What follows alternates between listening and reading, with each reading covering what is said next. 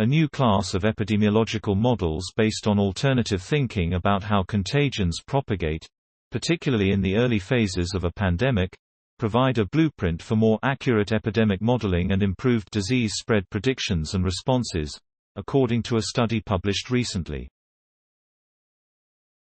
In the paper, the scientists said that standard epidemic models incorrectly assume that the rate in which an infectious disease spreads depends on a simple product of the number of infected and susceptible people.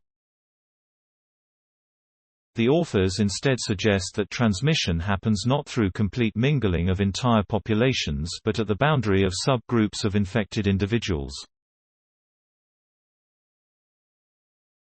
Standard epidemiological models rely on the presumption of strong mixing between infected and non-infected individuals, with widespread contact between members of those groups, said co-author Trifon Georgiou, UCI Distinguished Professor of Mechanical Aerospace Engineering. We stress, rather, that transmission occurs in geographically concentrated cells.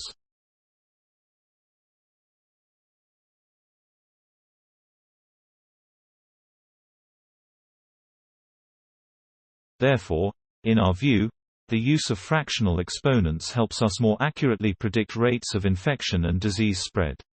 The researchers proposed a fractional power alternative to customary models that takes into account susceptible, infected and recovered populations. The value of the exponents in these fractional, FSIR, models depends on factors such as the nature and extent of contact between infected and healthy subpopulations. The authors explained that during the initial phase of an epidemic, infection proceeds outwards from contagion carriers to the general population. Since the number of susceptible people is much larger than that of the infected, the boundary of infected cells scales at a fractional power of less than 1 of the area of the cells. The researchers tested their theory through a series of numerical simulations. They also fitted their fractional models to actual data from Johns Hopkins University Center for Systems Science and Engineering.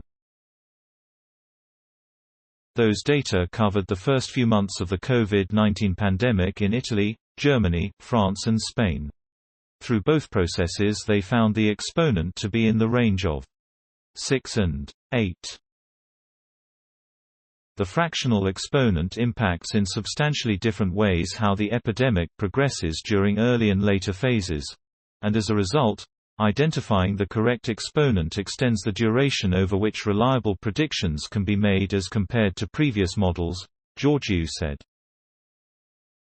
In the context of the current COVID-19 pandemic, better knowledge about propagation of infections could aid in decisions related to the institution of masking and social distancing mandates in communities.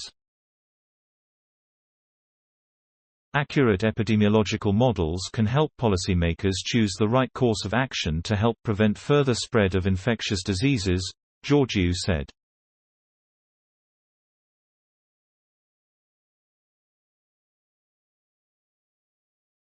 Story source: materials provided by University of California, Irvine. Note: content may be edited for style and length. Please support my channel to grow by pressing subscribe button and the bell icon. We will notify you technological news. Thank you.